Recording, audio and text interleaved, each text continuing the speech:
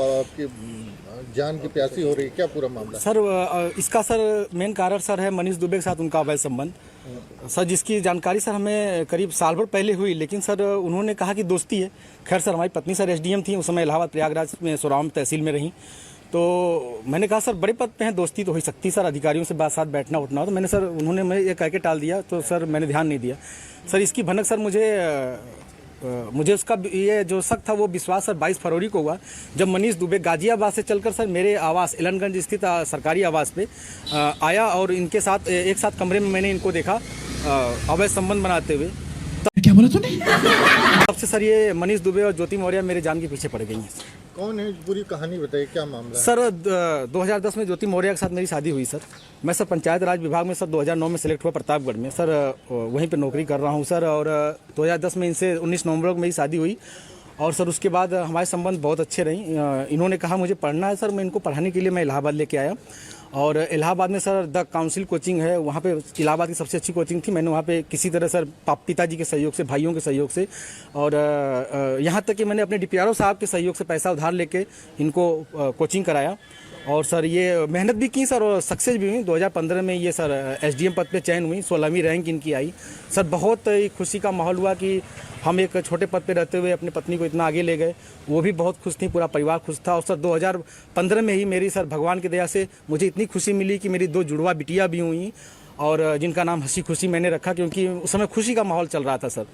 और सर बहुत अच्छा चल रहा था। लेकिन सर 2020 में ये मनीष दुबे जो जिला कमांडेंट होमगार्ड है, उसकी एंट्री होती है हम दोनों पति पत्नी के बीच में। और सर घर इतनी तबाही पे पहुंच चुका है कि घर तो टूट ही रहा है, बच्चे तो दूर हो ही रहे हैं, पत्नी दूर हो ही रही है सर। यहाँ तक कि मैं मुकदमा भी मेरे ऊपर हो गया है और मेरी मौत की साजिश भी रची जा रही है।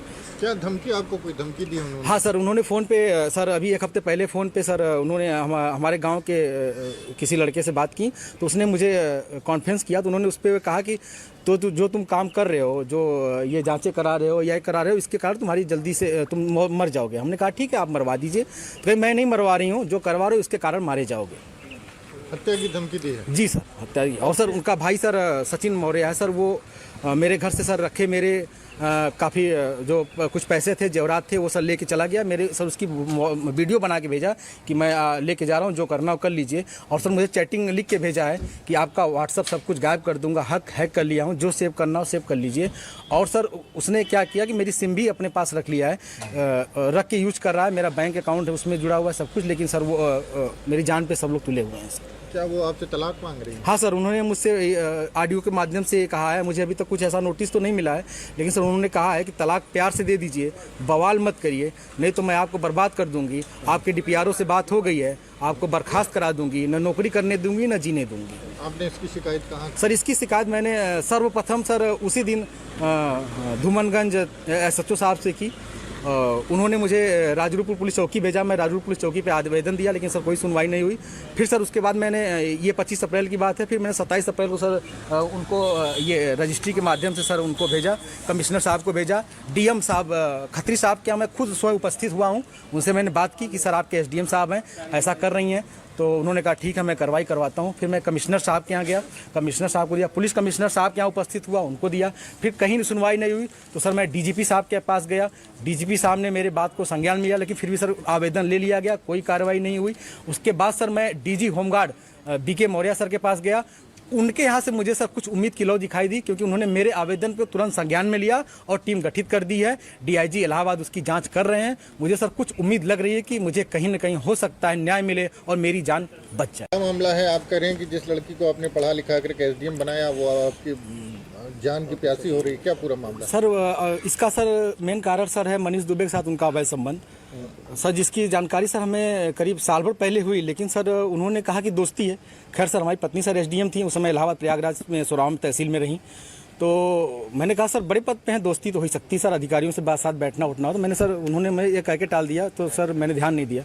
सर इसकी भनक सर मुझे उसका ये जो शक था वो विश्वास सर 22 फरवरी को हुआ, जब मनीष दुबे गाजियाबाद से चलकर सर मेरे आवास एलनगंज स्थित सरकारी आवास पे आया और इनके साथ एक साथ कमरे में मैंने इनको देखा अवैध संबंध बनाते हुए। तब से सर ये मनीष दुबे और ज्योति मौर्य मेरे जान के पीछे पड़ गई हैं। कौन है, पूरी कहानी बताइए, क्या मामला है? सर 2010 में ज्योति मौर्य के साथ मेरी शादी हुई सर।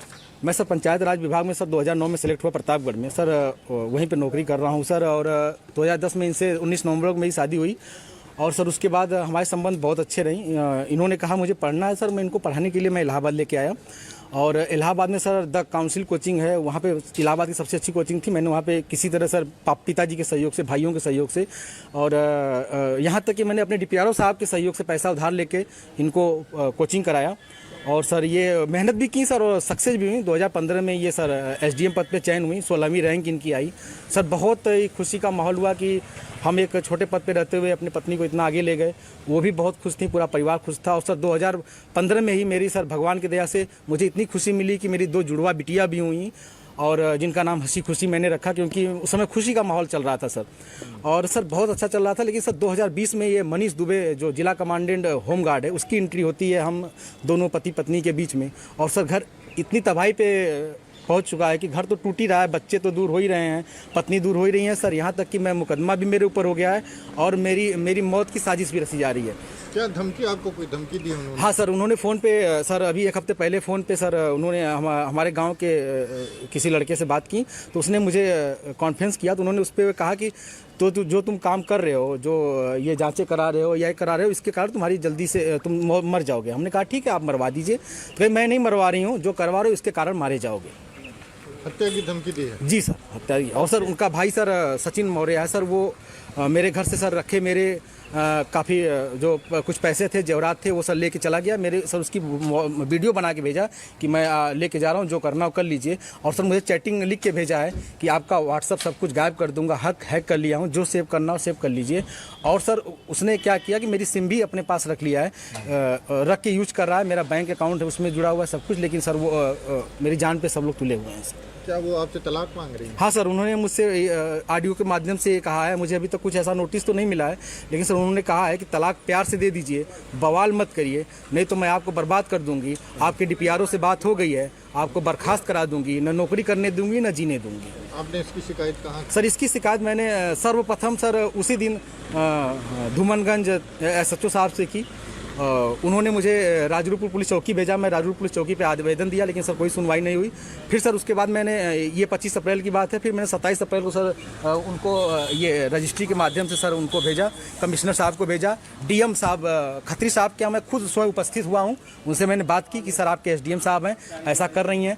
तो उन्होंने कहा ठीक है, मैं कार्रवाई करवाता हूँ। फिर मैं कमिश्नर साहब के यहाँ गया, कमिश्नर साहब को दिया, पुलिस कमिश्नर साहब के यहाँ उपस्थित हुआ, उनको दिया। फिर कहीं सुनवाई नहीं हुई तो सर मैं DGP साहब के पास गया, DGP साहब ने मेरे बात को संज्ञान में लिया, लेकिन फिर भी सर आवेदन ले लिया गया, कोई कार्रवाई नहीं हुई। उसके बाद सर मैं DG home guard BK Maurya sir के पास गया। उनके यहाँ से मुझे सर कुछ उम्मीद की लौ दिखाई दी, क्योंकि उन्होंने मेरे आवेदन को तुरंत संज्ञान में लिया और टीम गठित कर दी है। DIG इलाहाबाद उसकी जाँच कर रहे हैं। मुझे सर कुछ उम्मीद लग रही है कि मुझे गजब बेइज्जती है।